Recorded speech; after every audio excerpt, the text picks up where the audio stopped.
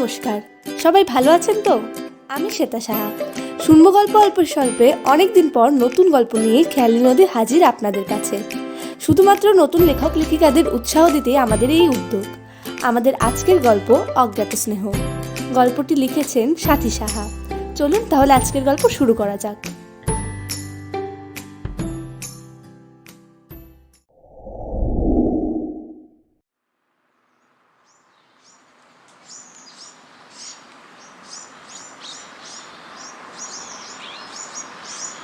অনুজদা, বাঁদিকে রাস্তাটা না ডান দিকে?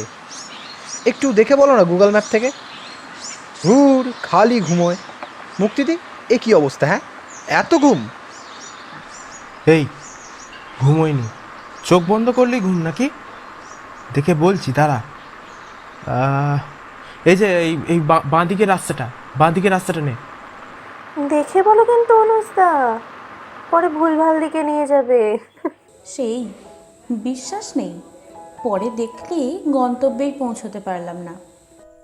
ইস, শালি সাহেবা, জব জামাইবাবু ইজ হেয়ার, টেনশন নট ইয়ার।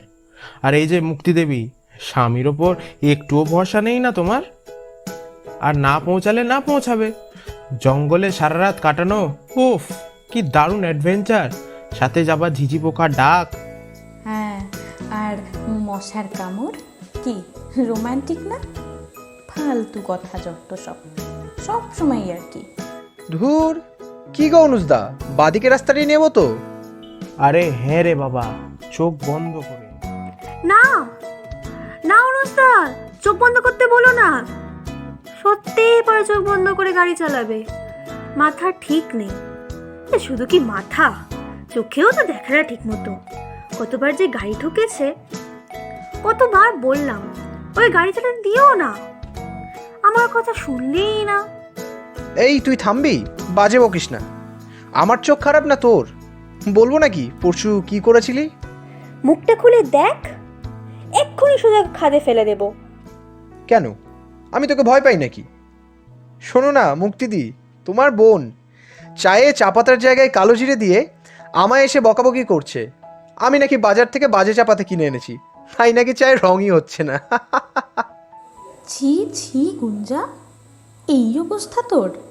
আরে হতেই পারে এরকম, এমন ছি ছি করার কি হলো? হ্যাঁ, আমি ফোনে কথা বলতে বলতে বানাচ্ছিলাম, তাই এমন হয়েছে বুঝলি। তুই দাঁড়া, তোর আমি খবর নিচ্ছি। এ আবার শাসাচ্ছে, ভাগ। এই তোরা এমন ভাই বোনের মতো ঝগড়া করিস কেন বলতো? উফ, আরে এ হলো বেস্ট ফ্রেন্ডকে বিয়ে করার সাইড এফেক্ট, বুঝলে? যা বলেছ, একটা সময় দেখি না এদের ঝগড়া ছাড়া কথা বলতে। অনুজদা, পৌঁছে গেছি বুঝলে। ওই দেখো, রিসর্টের সাইনবোর্ড দেখা যাচ্ছে, হলিডে রিসর্ট। হ্যাঁ, বাহ, বললাম না যখন আমি আছি চিন্তার কোনো ব্যাপারই নেই। এই মুক্তিদি, তোমরা দুজন ভেতরে যাও, আমি আর অনুজদা লাগেজগুলো নিয়েই আসছি।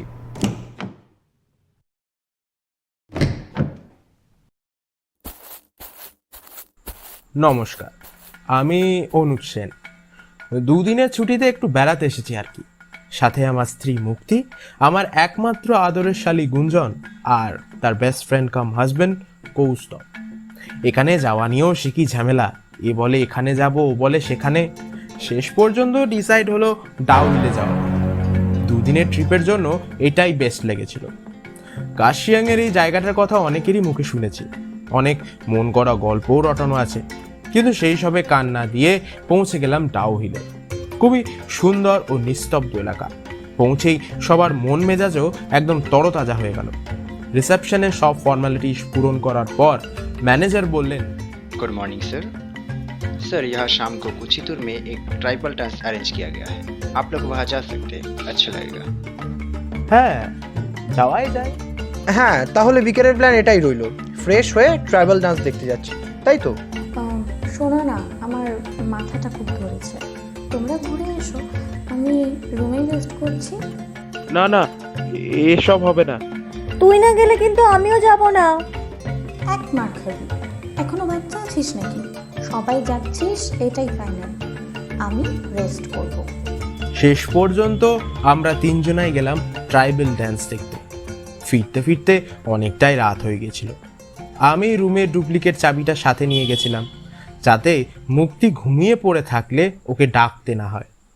দরজাটা খুলতে যাব অমনি মনে হলো ভেতরে মুক্তি কারোর সাথে কথা বলছে।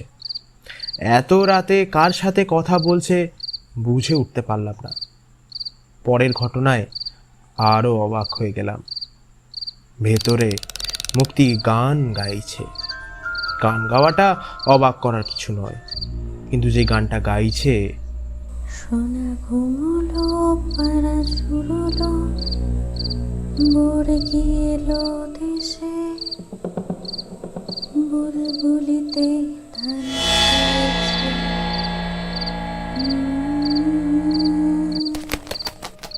ও এই গানটা কেন করছে? কার সাথে কথা বলছে মুক্তি? কি হলো অনুষ্কা, দরজার বাইরে দাঁড়িয়ে পড়লে কেন? ঢোকো, চাবি তো আছে বললে। হ্যাঁ, না না, চাবি আছে, যাচ্ছি। তুইও যা, ঘুমিয়ে পড়। Good night. হ্যাঁ, গুড নাইট। মুক্তি, জেগে আছো? মুক্তি তো ঘুমিয়ে আছে, তাহলে ওই গানটা? আচ্ছা, কাল ওকে জিজ্ঞেস করব। কিছুই বুঝতে পারছি না, গান বাজছিল নাকি কি জানি। পরদিন সকাল সকালই বেরিয়ে পড়লাম টাও হিল ভ্রমণের উদ্দেশ্যে। তাই ভাবলাম পরে সুযোগ পেলে মুক্তিকে জিজ্ঞেস করা যাবে। এই কস্তব, এখানে একটা সুন্দর ফটো তুলে দে না রে, ফেসবুক প্রোফাইল পিকচার আপলোড করব। যে আমার বাদরের মতো মুখ, তার আবার প্রোফাইল পিকচার? দিদি, ওকে মুখ সামলে কথা বলতে বল কিন্তু। আমি কিচ্ছু জানি না, তোরা যা খুশি তাই কর। মুক্তি, এদিকে শোনো একটু। হ্যাঁ বলো। বলছিলাম যে কাল তুমি কারোর সাথে ফোনে কথা বলছিলে, মানে আমি যখন রাতে ফিরলাম তখন শুনলাম তুমি কারোর সাথে কথা বলছো, কিন্তু ভেতরে ঢুকে দেখি তো তুমি ঘুমিয়ে আছো, তাই জিজ্ঞেস করছি আর কি। আমি তো ঘুমিয়ে পড়েছিলাম অনেক আগেই, আর তাছাড়া কার সাথেই বা কথা বলবো? সেটাই তো, কিন্তু সত্যিই বলছি, আমি স্পষ্ট শুনেছি। হয়তো অন্য রুমের থেকে শব্দ আসছিল, তুমি হয়তো। এই দিদি, কি দুজনে গুজুর গুজুর ফুসুর ফুসুর করছিস? এদিকে আয়, একটা ফটো তুলি। হ্যাঁ আসছি, এই চলো ওদিকে। হ্যাঁ যাচ্ছি, তুমি যাও। এই শোন না, চল না ওই দিকটায় যাই। না না, দেরি হয়ে যাবে। তাছাড়া আমাদের কার্শিয়াংয়ের টাউনটাও ঘোরার কথা আছে, ঝামেলা করিস না তো। তোরা আমার কোনো কথা শুনিস না, আমি গেলাম। না, বাড়াবাড়ি করিস না। আমি গেলাম, ব্যাস। এই এই দেখো দেখো দেখো কেমন একা চলে গেল। এই থাম, এই কৌস্তব যা তোর সাথে, অজানা জায়গা, আমরা আছি এখানেই, তাড়াতাড়ি আসিস কিন্তু। হ্যাঁ যাচ্ছি, এখানেই থেকো কিন্তু। যা তাড়াতাড়ি। কি রোমান্টিক ওয়েদার বলো। উফ, ভালোই হয়েছে দুজন চলে গেল, আমরা একা। কি বলো প্রিয়? ধ্যাত, যাও তো। কোথায় যাব প্রিয়? ধ্যাত, এই দেখো দেখো, স্কুলটার সামনে বাচ্চাগুলো মেয়েটাকে কেমন জ্বালাচ্ছে। এত হ্যান্ডসাম হাজবেন্ড সামনে এই দিক ওদিক দেখে বেড়াচ্ছে। উফ, আরে দেখো না। কোথায় বাচ্চা? আরে ওই তো স্কুল ড্রেস পরা বাচ্চাগুলো। এই আমি গেলাম, হ্যাঁ, মেয়েটাকে ওরা খুব জ্বালাচ্ছে। আরে কোথায় বাচ্চা? কোথায় দেখছো তুমি? আরে কি আশ্চর্য, চোখের মাথা খেয়েছো নাকি? ওই তো সামনেই। তুমি কি বলছো? মাথা খারাপ হলো নাকি? এই চলো তো রিসর্ট চলো, আমি ওদের ফোন করছি। ধুর, আরে ওই তো বাচ্চাগুলো। দাঁড়াও, ওদের ফোন করে ডাকি। ও ওই তো ওরা আসছে। উফ, তোমার বোন মুখেই মারিতং জগৎ। হ্যাঁ, ওখানে একটা লোক বলছিল ওইদিকে নাকি বিকেলে ভূত দেখা যায়। উনি শুনেই তো সাহস গঙ্গায় ভেসে গেছেন। এই, তুই মনে হয় ভয় পাসনি? না, আমিও পেয়েছি। আসলে জায়গাটা এত শুনশান না। কি যেন নাম বললো? হ্যাঁ, ডেথ রোড। হয়েছে হয়েছে, চল রিসর্টে ফিরি। কেন এত তাড়াতাড়ি কেন? এখনো তো। না না, চল ফিরে বলছি। আরে দেখ না, তোদের দাদার চোখ গেছে, ওইদিকে বাচ্চাগুলো। হ্যাঁ হ্যাঁ, ঠিক আছে ঠিক আছে, চলো এখন রিসর্টে ফিরে ওদের বলেছিলাম ঘটনাটা। ওরা ভীষণ ভয় পেয়ে গিয়েছিল, ভাবছিল ভূতের কারবার। আমারও অবশ্য টেনশন হচ্ছিল, কিন্তু ওই সবের জন্য না, আমার মুক্তির আচরণ দেখেই টেনশন হচ্ছিল। কিন্তু রিসর্টে ফিরে আর কোনো অস্বাভাবিক আচরণ করেনি, তাই আমিও আর মাথা ঘামাইনি। কিন্তু একটু একটু টেনশন তখনও হচ্ছিল। সেদিন বাকি সব ঠিকঠাকই ছিল, সবাই সারাদিন ঘুরে ফিরে ক্লান্ত, তাই রিসর্ট ফিরেই সবাই ঘুমিয়ে পড়েছি। পরদিন সকালে উঠতেই আরও বিপদে পড়লাম। গুঞ্জা, এই গুঞ্জা, তাড়াতাড়ি ওঠ। কৌস্তব, কৌস্তব, এই কিরে? কি হলো অনুজদা, এমনভাবে হাঁপাচ্ছ কেন? তোদের তোদের দিদিকে মানেটা কি? দিদিকে পাওয়া যাচ্ছে না মানে? ওই অজানা জায়গায় একা কোথায় যাবে? তুমি সব জায়গায় দেখেছো? হ্যাঁ হ্যাঁ, হয়তো আশেপাশেই হাঁটাহাঁটি করছে। রিসর্টের বাইরে যায়নি বোধহয়। একটু ঠিক করে দেখো না। আমি আমি সব জায়গায় খুঁজেছি, কোথাও নেই। সকালে ঘুম থেকে উঠে দেখি ও পাশে নেই, ভাবলাম হয়তো ওয়াশরুমে গেছে বা ব্যালকনিতে, কিন্তু কোথাও নেই। তুমি টেনশন করো না, আশেপাশেই গেছে নিশ্চয়ই, পেয়ে যাবো। এত চিন্তা করো না। सर कुछ हुआ है क्या? आप लोग परेशान में लग रहे हो। सब ठीक है ना? नहीं, हमारे साथ जो एक और मैम थी ना, वो सुबह से कोई मिल नहीं रही है। अपने उन्हें कोई बाहर जाते हुए देखा था? हाँ, मैम तो बहुत सुबह सुबह ही निकल गई थी। मुझे लगा कि वॉक पे जा रही होंगी। मैंने गुड मॉर्निंग भी कहा पर उन्होंने जवाब नहीं दिए। पर वो बहुत जल्दबाजी में भी लग रही थी। वॉक के लिए इतना हड़बड़ी कुछ अजीब ही था और जगह भी अनजान है। पर सर, मैम तो बहुत सुबह सुबह ही निकली थी और अब तक तो उन्हें आ जाना भी चाहिए। মুক্তিদি এত সকালে কাউকে কিছু না বলে কোথায় চলে গেল? এমন করার মানুষ কিন্তু মুক্তিদি নয়। না কিন্তু কি কিন্তু? না, কিছু না, আমি যাচ্ছি ওকে খুঁজতে। আরে আমরাও যাচ্ছি। না না, তোরা আমাদের জন্য তোদের দিনটা নষ্ট করিস না। আমাদের আগে যা প্ল্যান ছিল তাই কর, আর পেয়ে যাবো এক্ষুনি। তারপর আমরা জয়েন করছি তোদের সাথে। কি আজে বাজে বকছো?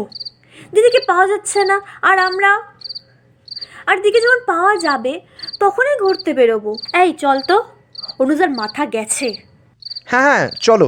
খুঁজতে তো বেরিয়ে পড়লাম, কিন্তু কোনো ক্লু ছিল না যে কোথায় যেতে পারে। সকাল গড়িয়ে দুপুর হতে চলল, কিন্তু কোনো খোঁজ পাওয়া যাচ্ছিল না। ম্যানেজারও এসেছিল আমাদের সাথে। আমরা রাস্তায় সকলকে ওর ফটো দেখিয়ে দেখিয়ে ওর সম্বন্ধে জিজ্ঞেস করছিলাম। শেষ পর্যন্ত একজন ওর খোঁজ দিতে পারল। লোকটা আমাদের নিয়ে গেল সেই জায়গার কাছাকাছি যেখানে ওকে দেখা গেছে। এখানকার লোকাল মানুষজন রাস্তাটার নাম দিয়েছে ডেথ রোড। কেউ নাকি সূর্য অস্ত যাওয়ার পর এদিকে আসে না, কিন্তু মুক্তি ওখানেও ছিল না। আমরা আশেপাশে খুঁজলাম, পাহাড়ের গা বেয়ে একটি কাঁচা রাস্তা ধরে উপরে উঠে যেতে শুরু করলাম। গাছপালাগুলো ঘন হয়ে আসছিল। আরও কিছুটা যেতেই কিছুটা ফাঁকা জায়গা, আর দেখতে পেলাম মুক্তিকে একা একটা গাছের নিচে বসে আছে আর একা একা হাসছে। আমরা সবাই অবাক, হচ্ছেটা কি? আমরা ওর দিকে এগিয়ে গেলাম। কি গো, কি ব্যাপার তোমার? হ্যাঁ, এইভাবে কাউকে না বলে এখানে একা একা কি করছো? দিদি, এভাবে কেউ না বলে চলে আসে? জানিস কত টেনশনে পড়ে গেছিলাম সবাই। অনুজদা তো ভীষণ চিন্তায় পড়ে গিয়েছিল। একবার বলে আসবি তো নাকি? না না মুক্তিদি, এটা কিন্তু তুমি একদম ঠিক করনি। অনুজদার অবস্থা কিন্তু সত্যি খুব খারাপ হয়ে গিয়েছিল। না না, ওনার আবার সেই সব চিন্তা আছে নাকি? একটা অচেনা অজানা জায়গায় কাউকে না বলিয়েই বেরিয়ে পড়লেন ম্যাডাম। রাগ করছো কেন? আরে আমি কি ইচ্ছা করে এসেছি নাকি? কিন্তু কি করব, আসতেই হলো। তা শুনি, কোন কারণে তোমাকে এখানে আসতে হলো? এই যে এই তিতলিটার জন্য। কি জ্বালাচ্ছে মেয়েটা কালকে থেকে। উফ, কালকে রাতে ঘুম নিয়ে ঝামেলা করছিল, সে কত কষ্টে ওকে ঘুম পাড়ালাম, আর আজ সকাল সকাল উঠে পড়েছে, উঠেই বায়না বাইরে যাব। আর এইদিকে এত কান্নাকাটিতেও তোমার তো ঘুম ভাঙার নাম নেই, সেই তুমিও নাক ডেকে ডেকে ঘুমোচ্ছ। কি বলছিস এসব? কি বলছি আবার? তুই জানিস না মনে হয় তোর ভাগ্নি কি পরিমাণ বাঁদর হয়েছে? এখানে এসে তো আরো হাতির 5 পা দেখেছে। উফ, সে কি বায়না! ভাবলাম করিডোরে নিয়ে হাঁটাহাঁটি করি, করিডোরে বেরোতেই দৌড় দিল, আর আমিও ওর পিছে ছুটতে বেরিয়ে পড়লাম। এত দূর দৌড়তে দৌড়তে নিয়ে এলো জানিস। উফ, দেখ কেমন এই বাচ্চাগুলোর সঙ্গে বন্ধুত্ব করে ফেলেছে, মনে হচ্ছে না জানি কবে থেকে চেনে, একদম বাবার মতো হয়েছে। মুক্তি, কি কি কি বলছো এসব? কে তিতলি? এই ছি, ইয়ার কি মেরো না, নিজের মেয়ের নাম শুনে বলছে কে তিতলি না। অনুজদা, দিদি এসব কি বলছে? এই আরে তিতলি, বললাম না দৌড়াবি না বেশি, ব্যথা পাবি কিন্তু, আসতে। উফ, মেয়েটা না। মুক্তি, তোমার মাথা ঠিক আছে তো? তুমি যদি আমাদের সাথে মজা করে থাকো তাহলে বলে দিচ্ছি এটা একদম ফানি না। এই কি কি বলছো বলো তো তখন থেকে? এখানে মজা কোথায় দেখলে? মুক্তি, প্লিজ স্টপ ইট। এসব তুমি কি বলছো? তখন থেকে তোমরা এমন অবাক হচ্ছ কিসে বলো তো? ধুর, আরে এই তিতলি আসতে বাবু, ব্যথা পেয়ে যাবে শোনা। মুক্তি শোনো শোনো শোনো শোনো, এইদিকে তাকাও, এইদিকে তাকাও তাকাও তাকাও। নাও লিসেন টু মি। আমাদের কোনো মেয়ে নেই, আমাদের কোনো সন্তান নেই মুক্তি। তুমি যা যা বলছো এসব ভিত্তিহীন। এসব কি বলছো? হ্যাঁ কি মানে? আমি মানছি আমি এত দূর তোমাদের কাউকে না বলে এসে ভুল করেছি, জানি তুমি রেগে আছো, তাই বলে রেগে গিয়ে বলবে আমাদের সন্তান।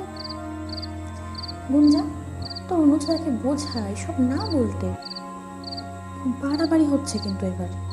দিদি, তুই কি বলছিস? তোদের সত্যি? উফ, অনুজদা ঠিক বলছি দিদি, তোদের কোনো। ও, তাহলে তুইও এমন বললি? এতটুকু বাঁধছে না না সব বলার আগে? ছি। মুক্তি প্লিজ প্লিজ শোনো, আমরা কেউ রেগে গিয়ে কিছু বলছি না। তাকাও এদিকে, তাকাও তাকাও। আমাদের আমাদের কোনো মেয়ে নেই, এমনকি আমরা আমরা কখনো, তোমার তো মনে আছে বলো ডাক্তার কি বলেছিল?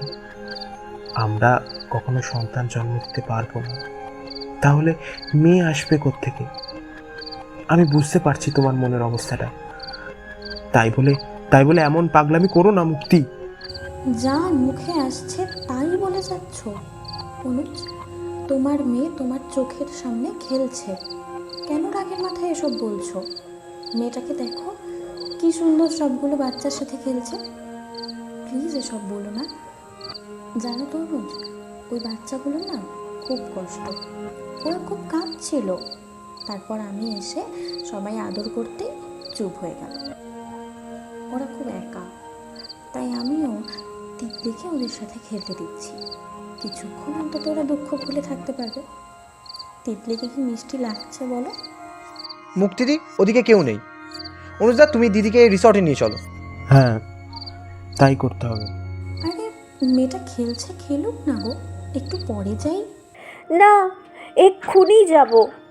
এই দেখো না, আমাদের যাওয়ার কথা শুনেই ওরা আবার কাঁদছে, প্লিজ একটু পরে যাই। না দিদি, চল। অনেক কষ্টে ওকে ফিরিয়ে আনা হয়েছে রিসর্টে। সারা রাস্তা কাঁদছিল আর বলছিল, না তিতলি শোনা, কাঁদে না, আমরা আবার ওদের সাথে দেখা করতে যাব। হ্যাঁ, কাঁদে না বাবু।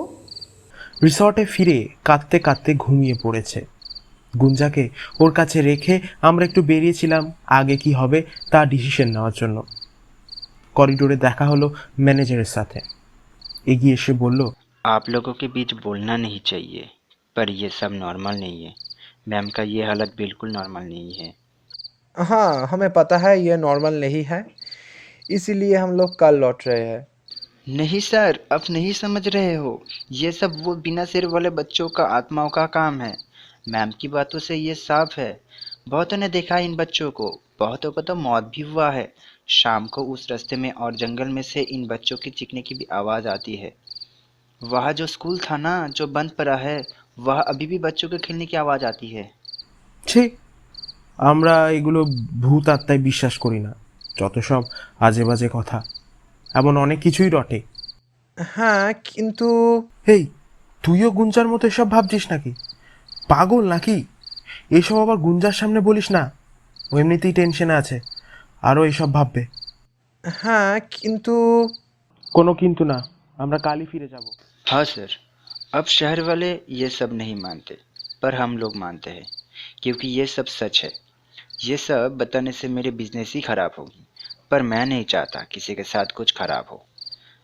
मैंने अपने को खोने का दुख झेला है, इसलिए छोड़िए, अब लोग कल ही चले जाना। हाँ हाँ ठीक है, हमें नहीं सुनना, आप जाइए। পরের দিন সকালেই বেরিয়ে এসেছিলাম ডাউ হিল থেকে। আশা নিয়েও অনেক ঝামেলা হয়েছিল, মুক্তিকে অনেক কষ্টে বোঝাতে হয়েছিল। আমরা আজই কেন যাচ্ছি? আমাদের তো ঠিক করে ঘোরাই হলো না। কেন গো আজকেই যাচ্ছি? কোনো কাজ পড়ে গেছে? হ্যাঁ, আসলে আমাকে কাল সকালেই অফিসে জয়েন করতে হচ্ছে, তাই আজই ফিরে যাব। ইস, কত হইচই করে এলাম, আর ফেরারও সময় হয়ে এলো। ফিরে এসেই মুক্তিকে সাইকিয়াট্রিস্টের কাছে কাউন্সিলিংয়ের জন্য নিয়ে যাওয়া হয়েছিল। তিনি বলেছিলেন এটা স্কিজোফ্রেনিফর্ম ডিসঅর্ডারের কারণে হয়েছে। আমাদের কোনো দিনও সন্তান না হওয়ার খবরটা পাওয়ার পর থেকে সেটা ভিতরে ভিতরে ওকে গুমড়ে খাচ্ছিল। কাউন্সিলিং করতে গিয়ে বোঝা গেল এসবের কারণেই ওর এই অবস্থা। অধিক স্ট্রেসের কারণে মানুষের লাইফ স্প্যানের যে কোনো সময় এটা দেখা দিতে পারে। কাউন্সিলরের মতে মুক্তির সাথেও তাই হয়েছে। কৌস্তব আর গুঞ্জন মন থেকেও ভূত টুতের ভাবনা কেটেছে। 6 মাস কাউন্সেলিং করার পর মুক্তি এখন অনেকটা সুস্থ, অনেকটা স্বাভাবিক। এখন ওর সামনে কেউ ডাউহিল প্রসঙ্গ উল্লেখ করি না, করলেও কিচ্ছু হবে না জানি, কিন্তু তবুও সবাই একটু হলেও ভয় পেয়ে থাকি। মুক্তিকে যতটা সম্ভব খুশি রাখার চেষ্টা করি। আজ গুঞ্জা আর কৌস্তবের বিবাহ বার্ষিকী ছিল, তাই 4 জন বাইরে ডিনার করতে গিয়েছিলাম। ফিরতে ফিরতে বেশ রাত হয়ে গেছে। আচ্ছা, আমরা আসছি। হ্যাঁ, আচ্ছা গুঞ্জা, পৌঁছে একটা মেসেজ করে দিস কেমন? রাত হয়েছে তো, টেনশনে থাকবো। হ্যাঁ, আচ্ছা, গুড নাইট। গুড নাইট অনুজদা। Good night. এত হুল্লোড়ের পর দারুণ টায়ার্ড ছিলাম। বিছানায় শুতে না শুতেই ঘুম। মাঝরাতে ঘুম ভাঙল, দেখি পাশে মুক্তি নেই। ড্রয়িং রুম থেকে কথা বলার আওয়াজ আসছিল, ভাবলাম হয়তো আবার গুঞ্জার সাথে কথা বলছে। কিন্তু ড্রয়িং রুমে যেতেই পা আর এগোলো না। মা, ঘুমো, অনেক রাত হলো। এত রাত অবধি জেগে থাকি না দেখলি? আমার কাল অফিস আছে না, তাড়াতাড়ি উঠতে হবে তো। ঘুমো না। না, এবার আরো একা একা কথা বলছিল না। ওর কোলে মাথা ছিল। না মা, আমার ঘুম আসছে না, একটা গল্প শোনাও না মা। না শোনা, অনেক গল্প শোনা হয়েছে, তুমি ঘুমো এখন। না মা, আরেকটা, ওই ওই যে একটা রানিয়ার ব্যাংকের গল্প ছিল না, নাহলে একটা গান শোনাও, আমি জানি না। আচ্ছা, আমি বরং তোমায় একটা গান শোনাই, কেমন? বাবা এসে পড়লে কিন্তু খুব বকা দেবে, আর হবে না এখন। না মা, আরেকটা। হ্যাঁ মা, শোনাও না। আমার হাত পা ঠান্ডা হয়ে এলো। মুক্তির কোলে সত্যি একটা ছোট্ট মেয়ে মাথা দিয়ে শুয়ে আছে। আমি আমি ওকে আগেও দেখেছি। হ্যাঁ, আমি ওকে আগেও দেখেছি। হলিডে রিসর্টে রিসেপশনে এই মেয়েটারই তো ফটো ঝুলানো ছিল। আমি ম্যানেজারকে জিজ্ঞেসও করেছিলাম যে ফটোটা কার। তখন তিনি বলেছিলেন, ये मेरी बेटी की तस्वीर है। मेरे वाइफ की डेथ के बाद मैं ही उसे संभालता था। एक दिन खेलने गई थी दोस्त के साथ, पर नहीं लौटी। बहुत ढूंढने की कोशिश की, मिली ही नहीं। कुछ दिन बाद उसकी डेड बॉडी मिली। मौत का कारण कभी नहीं पता चल पाया। पुलिस ने बहुत कोशिश की। इस बात के 5 साल हो गया। কিন্তু ও এখানে কি করে? তাহলে কি সত্যি? আমার মাথা কাজ করছে না। এই একবিংশ সেঞ্চুরিতে আমাকে এইটা বিশ্বাস করতে হচ্ছে যে তাহলে কি ওরাই ঠিক ছিল। তিতলির দিকে তাকিয়ে আমার গোটা শরীর আরো অসাড় হয়ে আসছে। মুক্তি ওকে ঘুম পাড়াচ্ছে, এমন একজন বাচ্চাকে ঘুম পাড়াচ্ছে যে নাকি 5 বছর আগেই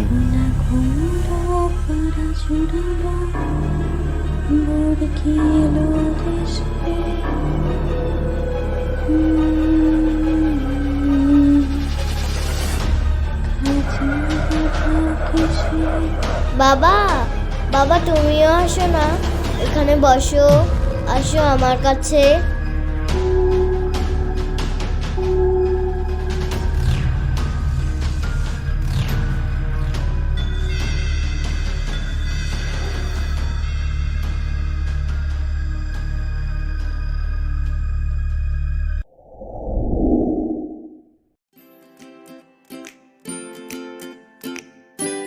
এই ছিল আমাদের আজকের গল্পে মুক্তির চরিত্রে আপনারা শুনলেন চন্দ্র সেনগুপ্তের কণ্ঠ, গুঞ্জনের চরিত্রে আপনারা শুনলেন মৌমিতা বিজয়ের কণ্ঠ, অনুজের চরিত্রে আপনারা শুনলেন ঋতম গড়াইয়ের কণ্ঠ, প্রস্তাবের চরিত্রে ছিল তন্ময় রায়ের কণ্ঠ, রিসর্ট ম্যানেজারের চরিত্রে আপনারা শুনলেন বিশ্বজিৎ সিংহের কণ্ঠ এবং গল্পে তিতলির চরিত্রে ছিল অনুষ্কা রায়ের কণ্ঠ। ধন্যবাদ।